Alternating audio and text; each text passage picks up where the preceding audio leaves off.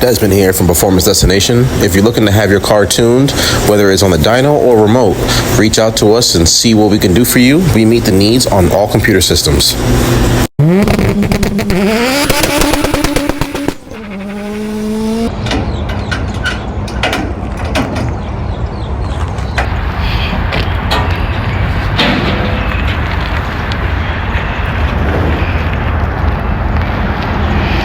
I follow you on all the social media, man.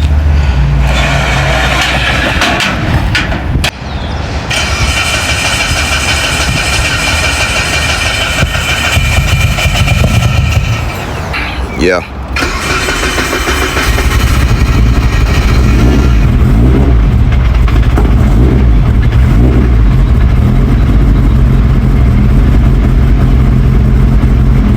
All right.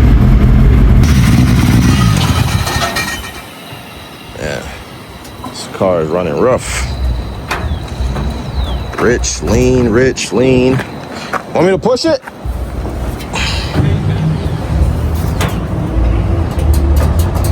Oh man, we gotta push it off the trailer.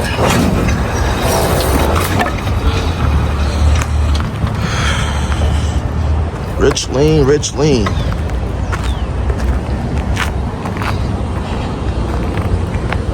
Yeah, go ahead.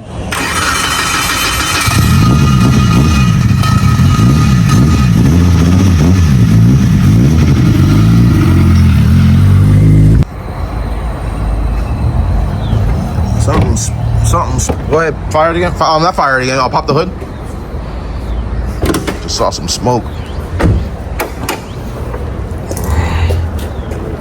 Could be for your catch can.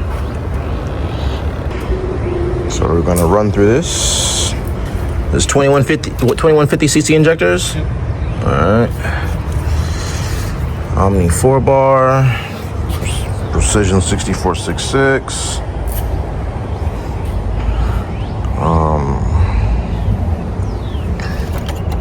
We'll have to go through everything, get this thing back up to good health conditions. It's crazy whoever put it together originally, how the car before was off timing, it was off everything, you know?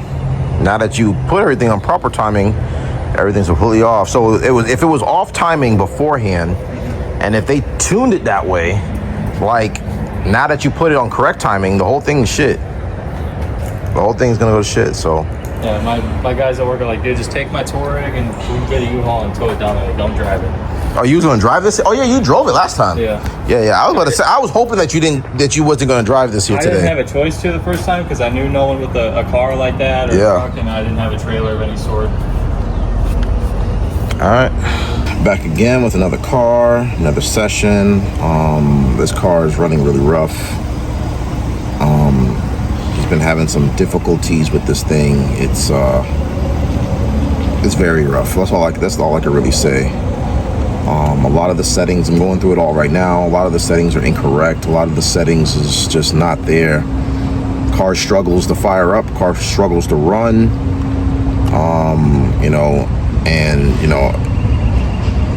He came before. He fixed a lot of his stuff. The person who built the car originally, it was off timing, and he drove it around like that when he bought it. Whoever had it before, they tuned it like that with it off timing. And when I mean off timing, I mean like the timing on the belt. And once that's off, everything's gonna be off. So now we're gonna go through it. We're gonna fix everything. We're going to wake this thing up. It's a nice setup. Just needs to run right. So let's see. All right, guys, I went through everything. It took a little bit of time, and I had to go step by step and saw all his issues and saw all the things that was wrong on this car. I wanted to see what was done, and then I created him a new file, and I just uploaded it, so we're gonna fire it up. Y'all saw how it was struggling getting out the trailer. Y'all saw how it was struggling just rolling back, rolling to the shop. Like, I don't want those issues for a lot of the cars I tune. Whenever you fire that car up, I want it to fire up flawlessly. Whenever it idles, runs, cruise, I want everything to feel flawlessly. Not everything is perfect. I get that. Not everything comes to me perfect, but like, if it's within my means, I'm going to try to work as hard as possible to make sure these cars run good. And I think now it is. The engine is still cold, so we'll see, and we'll see where we run. This engine is still cold all the way. Neutral. All right, clutch in, and let's fire it up. Foot's off the gas pedal. Running on its own, as it should. So I just caught a major coolant leak. I'm gonna show it to y'all. I was wondering why something didn't seem right, but watch this.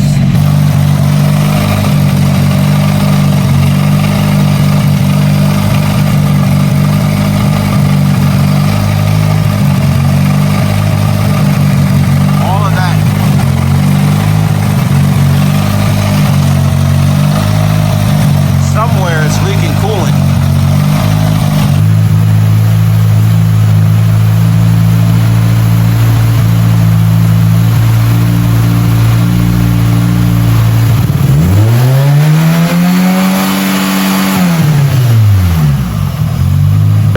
Cars on the dyno. We're gonna set it all up, calibrate the dyno, make sure everything is nice and straight. Straps look good. I'm gonna do some soft test hits. I'm gonna take the boost controller off. Really soft hits on gate pressure. Just wanna make sure the fuel, so I start building the fuel map step by step and getting it transitioning nice. I just want this thing to feel good, you know, run good, feel strong, a nice power band. It's on a Gen 2 6466. And I think we should do pretty well today, you know. I think his plans are selling the car, so we want to make sure whoever buys the car next is going to a good hands and it runs healthy and clean. We're all strapped down. Everything's good. Only time I bring out extra straps is if a car is going to make some jam. So I think that's what we're about to do today. It's already good. Strap it in the front. Double strap it in the back. This way you don't get no wheel slip, no traction loss, or any dancing. So I think we should be good today. Let's see.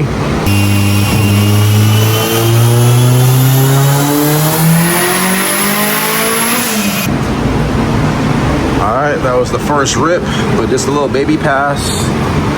I didn't rev it out too much. Just wanted to see what it was gonna do. Not bad. Starting to shape out. I'm gonna check the logs, see how much boost that was. See how I saw I go a little rich towards the end. So we're gonna clean that up and go from there.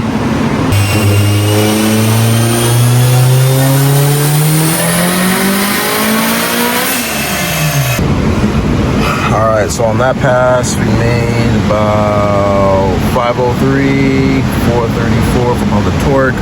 It's still a little soft. That was about 19 pounds or so. It's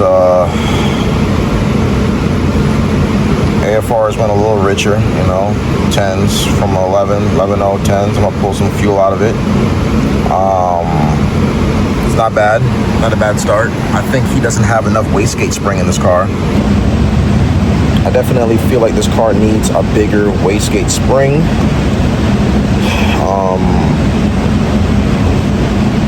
But we don't got it right now, so just dealt with the cards that I have and gonna try to clean this up the best that I can. But I'm pretty sure it needs a bigger wastegate spring. But we'll keep chucking along, and I'm gonna keep getting this right for him. And we're gonna make some jam, make some power. Keep working it up and keep turning it up. So the car, last pull, 503. Got a weird little dip in there. I'm pretty sure, I bet it's something to do with boost control, how it dipped. It went a little rich, but 10.7, 10.9 is not crazy rich. But I'm gonna do one more pull as is. I kind of adjusted the boost controller a little bit, and I cleaned up the fuel map, and then I'm gonna put in the new spark plugs and then finish off the rest of the session on the new plugs. But So far so good. I'm gonna figure out what this dip is and start getting this thing to pick up. I need to get this power band to stand up now. All right, time for us to, I got the tune ironed out. I got the fuel where it needs to be. The trims, idle, cruising wide open. At 17, 18-ish pounds of boost, the fuel looks good. And I already know that the transition is gonna be good. Now it's time for me to pull these spark plugs out. I'm gonna drop in the new spark plugs and continue on the rest of the session. I want to make sure I get everything ironed out on the old plugs first, and then I'll swap over to the new plugs. Because I can't read old plugs if the car is coming in running that's so rich in the beginning. Can't really read that, you know. If I need to pull a plug and I need to see how well a car is running and how well it's going, if it's an old plug, it'll be impossible for me to properly read it because it was underneath different conditions. So now that I have the tune right where I want it, we're going to swap it out. We also got to swap out this boost control solenoid. I kept on turning up the boost and it's not going up. It's stuck at that 17, 18 PSI range. So I'm pretty sure something's going on with the boost controller there, so we're gonna swap that out. You know, this customer, he did a lot of work on this car, but originally the car was already built somewhere else. So we don't know. I don't know, and he can't really know too much backstory of the condition of it. So we don't know what's working, what's not working. But I do know we're gonna find all the bugs and we're gonna iron this car out and we're gonna have this thing start waking up. So we're swapping out the old solenoid for the new solenoid. Already ran the wires to it, cleaned up a little bit, soldered it, got the fitting swapped over. We're gonna put it in. I might transfer this bracket over too, just in case, so I could bolt to it. And then put this in and we're gonna run it again and we'll see where we stand. And if that's not the case, then, you know, then I'm gonna look into it a little bit further. Make sure it's not like the signal from the ECU to the harness, make sure that's not cut. I've had cars before where the boost wasn't jumping up because between the ECU and the harness part of the boost controller, there was there was a break in the harness for the wiring. So luckily we had another one here and we're gonna throw it on there. Let's see what it does.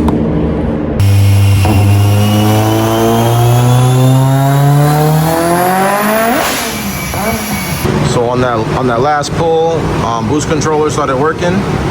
Started came back on. No longer got that little dip in there. It made a lot of boost. A lot of boost. So like I clutched it. As you can see, it wasn't a full run, but I'm gonna turn it down. I think the fastest car this owner had, I think it may have been like 400 or 500 horsepower car. So like at this power level, I'm gonna give it to him where it's slow down the torque curve. Still trying to be in that 800 range tier.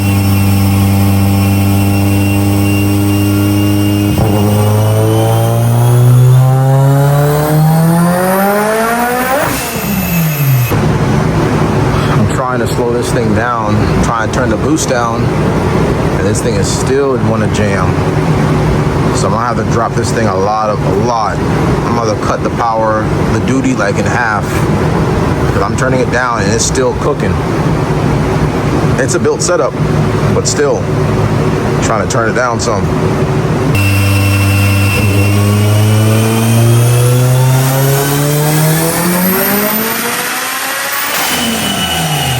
We're finally starting to get control of everything here, like the fuel, the boost, the whole power band, everything.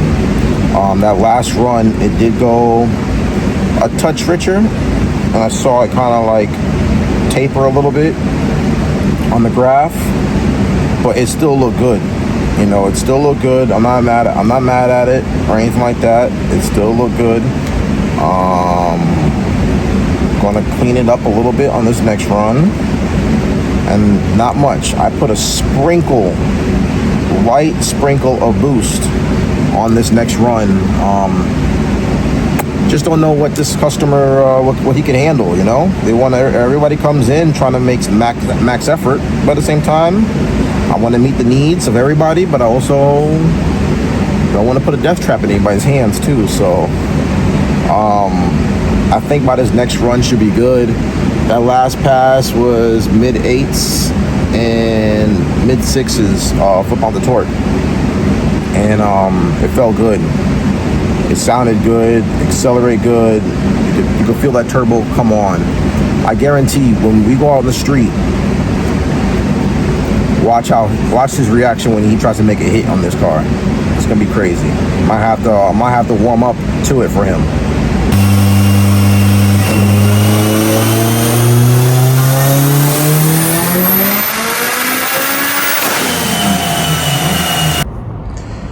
All right, so so far so good. I think we're gonna call it a wrap there. We pushed it pretty strong today. At first the car wasn't making no boost. It wasn't making no power, and I had to figure out why. First thing was the boost controller wasn't working. Second thing was the port on top of the wastegate was also open, so they had that vented open. So I think originally they had this car set up for like a stock ECU, because they had the top port was open, so the car can never apply pressure to the top of the gate to keep it shut to make the boost. It will always just leak out of that port, and then it would just not make no boost or wastegate pressure. But it did good. It did good. I think this is gonna feel crazy. I think if I had a stronger spring pressure, I could probably have this curve out a little bit better up top. But I saw it kind of like when it was going up in boost, I saw it kind of flickering up and down as I was going up in there. But it is what it is. It's gonna feel good. Just gonna ride out. Nice little sleeper. Doesn't look crazy from the outside, except for the forward facing. But besides that, it's doing good. These 2.2 motors make a lot of torque, make a lot of power, and on top of that, and it's MyVec, so there's a difference. That MyVec will make a lot more power. It will help spool that turbo, and there's MyVec settings also in the ECU, whether it's stock computer or standalone. I still play around with the MyVec settings to see how much faster each run of how much faster it spools. I play around with the MyVec settings for the VVT, but it looks good. I'm gonna pull the plugs out. I'm gonna check the plugs and see what the spark plugs look like right now after all those pulls. Check the plug quality on this thing.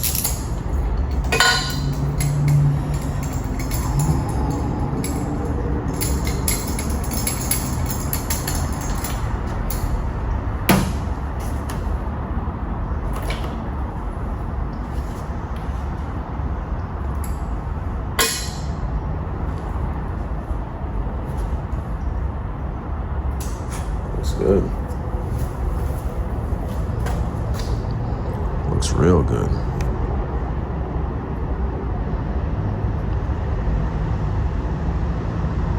I like it. Looks really good. Nice good burn. Nice color. Looks nice.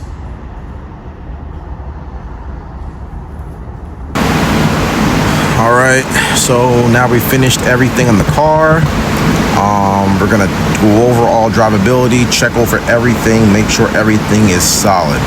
I want the car to fire up and start like a normal car. This way he can get in, turn key, go straight to RPM point, and then kind of like warm up. It'll drop down, but I want to go over everything. So whatever I need to fix, I can do it now. There's no foot on the clutch or gas.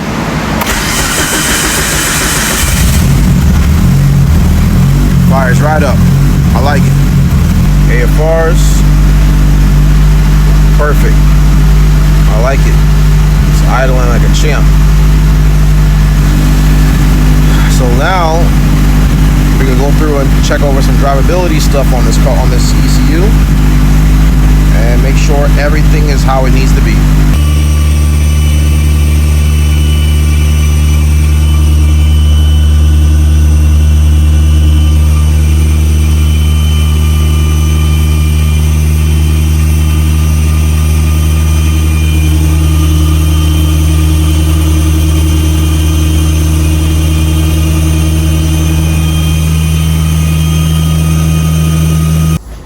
Right now, I feel like it's good.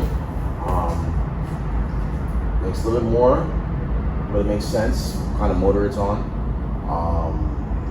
Feels really good. Plugs look good. The logs look good. It feels really good. The only thing is, you know, at that torque level, I don't know how long certain transmission parts will handle. You know, you can always soften it up if I need to, turn it down. Okay. And but if you want to leave it, like you said, if you want to leave it from here, you can leave it at here. And then you can kind of eyeball it, depending on where you want to be at, if it's too much for you to control or whatever like that. I'm all about safety first, so. Of course. But it feels good. Yeah, I don't think there's anything else I probably would do. The only thing I probably would do a boost leak test. I know you said you had someone do it before, but everybody does it differently. And every time I do a boost leak test, you know, I tend to always find it. I feel like it might be a little something going on there. I don't know. I can do it. So I guarantee. Once I get a little sense that there is one, I guarantee I probably will find it. Maybe pressurize it from the turbo, spray soapy water. Everybody does it differently. So I have some people, they pressurize, do a boost leak test, they pressurize it only to 20 pounds or only to 15 pounds. And we don't even live at 15, 20 pounds, you know? So it's like, or they do a smoke test and they don't see no leaks, but smoke is one thing, but I mean, pressure, that's another thing there too. You know, how long does it hold the pressure? Keeping everything like sealed, like how long it holds the pressure before it starts bleeding out. Sometimes you do a boost leak, and as soon as you pressurize it, it loses it, but nothing bubbled. So like if you do a smoke would be the same thing, but you know, I don't know. You know, I'm only based off of what you told me from whoever worked on it, whoever did the work. So, but I feel like there might be a boost leak there. All your coolant lines, you need to swap all those coolant lines out for some hard line stuff. I can already tell you, like I cleaned off your coupler, I cleaned off certain parts, and I can see, like when I told you when I'm out there, I saw like a little bit of mist of coolant spraying, and then I can see a little splatter on your couplers right now. So I guarantee eventually, like if you don't do that, you're gonna be making pulls, and the whole thing's gonna come off, and you're gonna lose all coolant pressure in the motor, and it's gonna run it hot, and it's gonna go just like that, instant. Head gasket is gonna go like that, instantly. So I would get all hardline stuff and don't use those pliers, clamps. Those are trash. You need to get some stuff. You need to get some actual clamps that you can tighten down and put some grip on it. So don't use the AN fittings then? No, AN fittings are fine. Okay. What you have for that's not your coolant line. This is your catch can. All this stuff is your catch can stuff. Your coolant line's in the back. You still got the factory rubber hose for the heater core. You get the factory heater core lines. Eventually, those don't last, and those tend to rip. Okay. And then you'll lose coolant there too. I've had that on my personal vehicle before. I'm just making a pull, and that line ripped, and then coolant will hit the windshield going all the way up. So you want to replace all that with hard lines, and you know, like regular like flathead or full up clamp and whatnot. Tighten it all down. Replace all those lines. Anything to do with the coolant system back there, tighten it all down. And I probably would re-bleed the coolant system. Okay.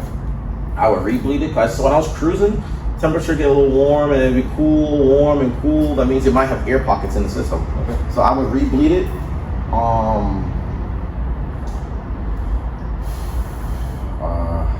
I heard you say something about on your one video I was watching about the anti-lag button. What kind of a button would you get? Like a steering wheel with the button? It's a momentary button. Okay. So it's a moment you buy it online. It's a momentary button. Got to get it wired up. Okay. I can give you the pin to wire that up, and then then you just set it up for rolling anti-lag.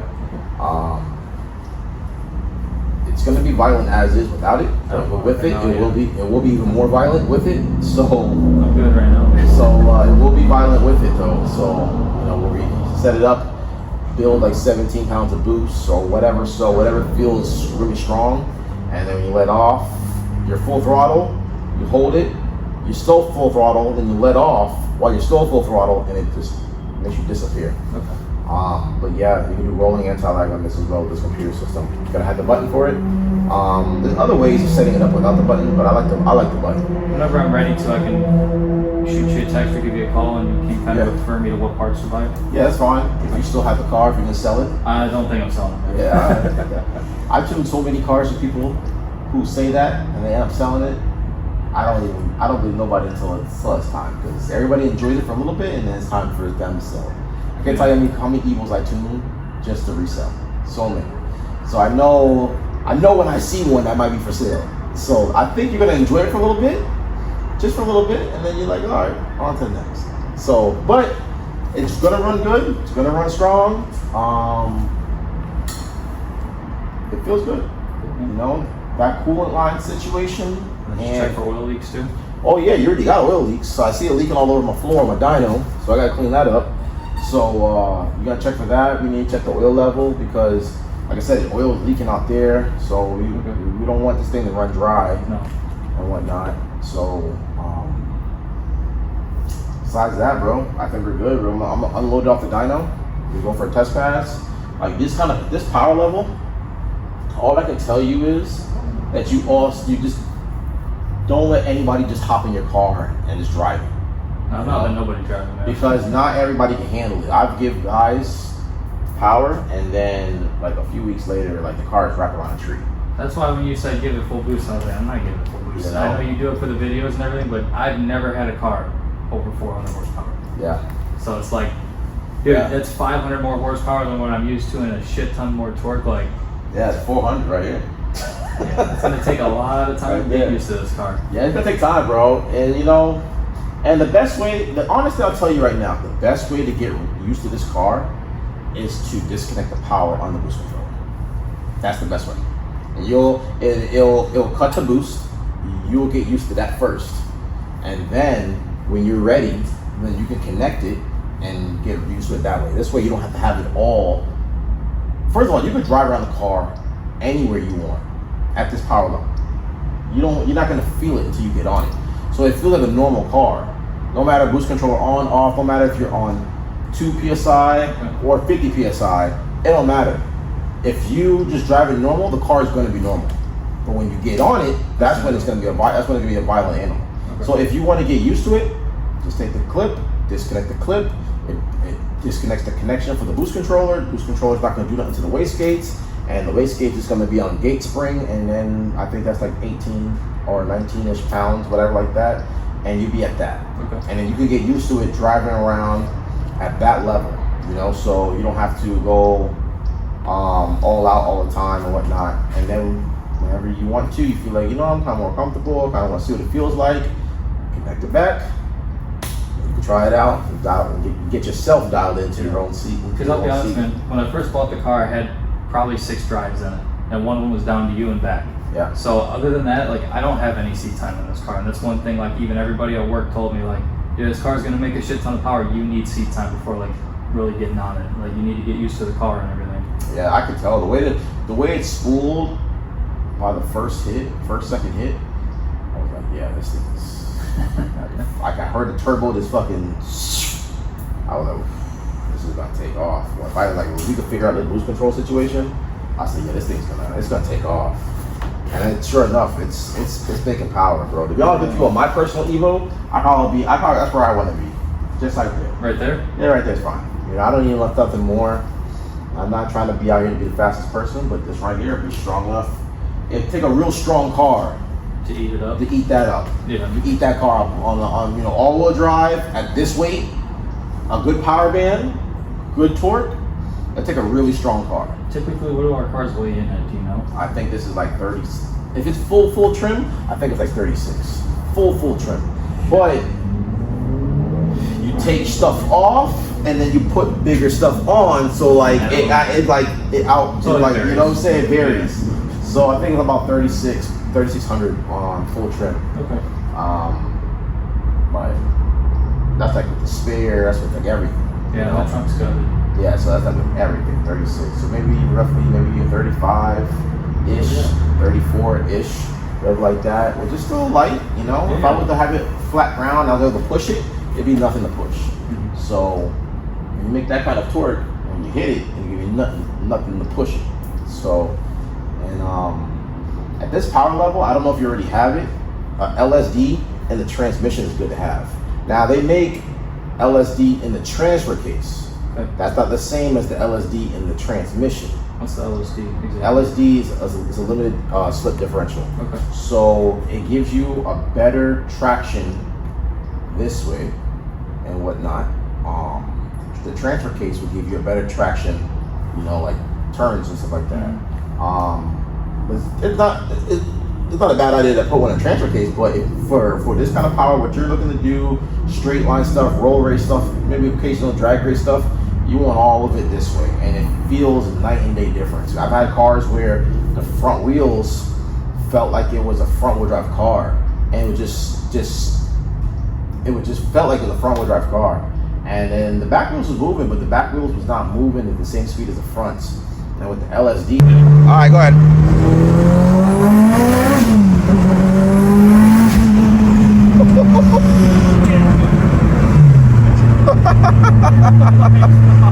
What that feel like, bro? Dude, that's insane. Rowdy, huh? Yeah. And you say you couldn't handle it. You sure did, the first hit. I'm speechless, man. I'll tell you that. First hit. You took it, you did good. Yeah, go ahead whenever you're ready.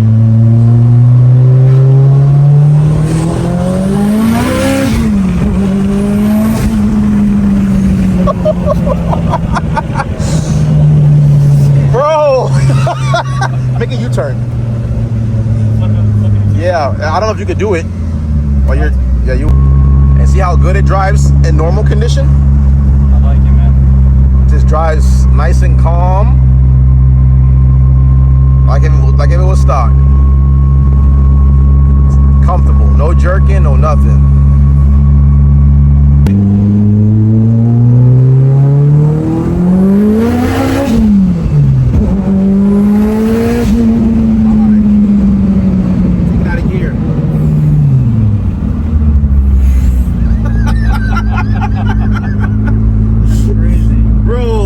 That's a 64 millimeter, bro. That's insane. Let that light make it right. A 64 millimeter, man. This thing is hitting like if it was a 68 mil. Wicked, bro, wicked. Not that one, the next one. All right, go ahead.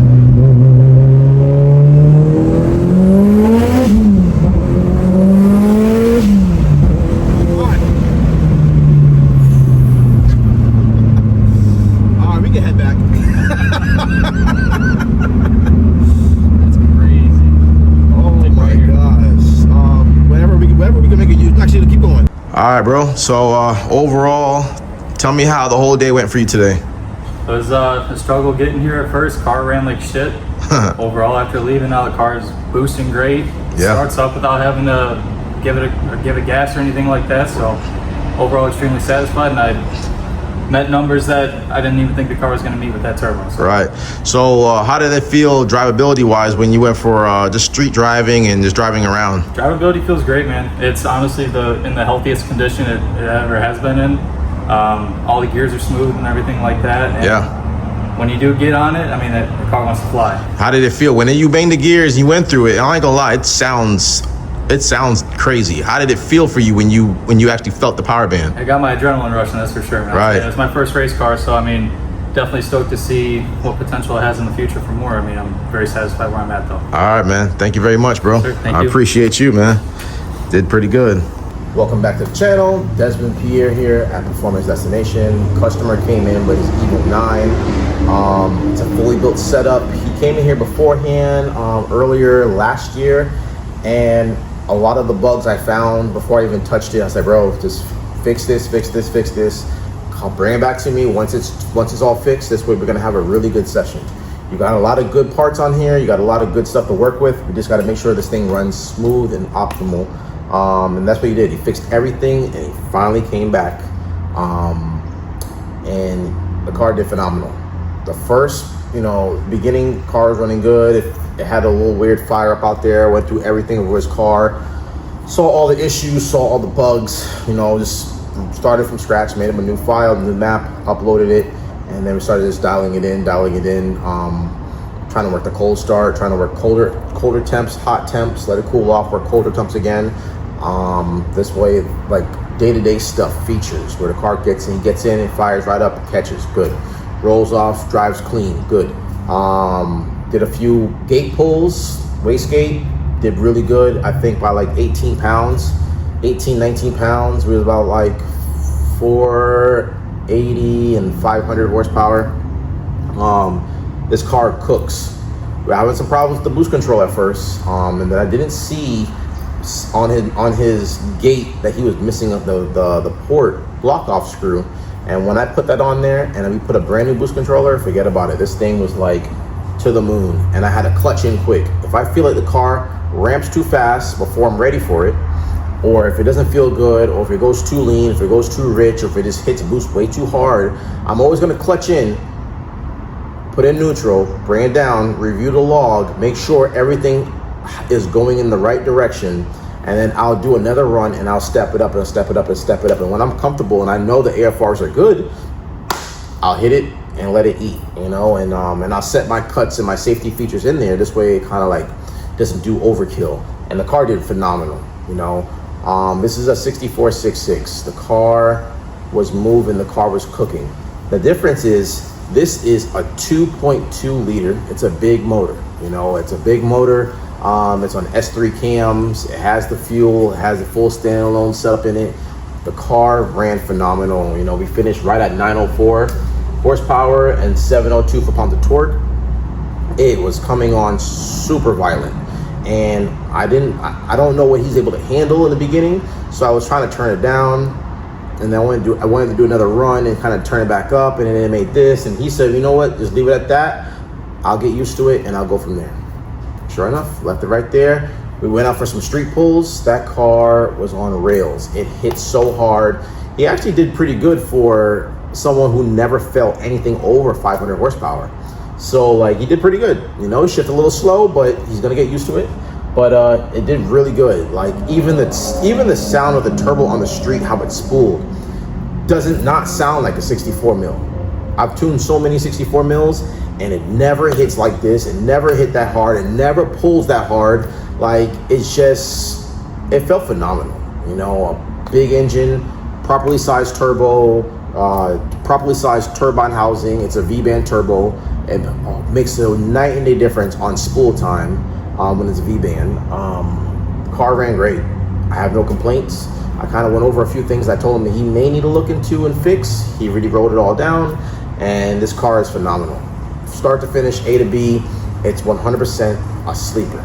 If you too don't live in the same state as I do, and you want to get your car tuned, you want to get a remote tuning, you want to come into the shop or trailer down to our state, you want to get dyno tuning, or if you want me to come out to where you are, you want to get travel tuning, you let me know. You can reach me at 941-268-7493 or catch me on all platforms of social media at Performance Destination. Drop a comment below, subscribe to the channel. We have a lot more videos to come. Until next time.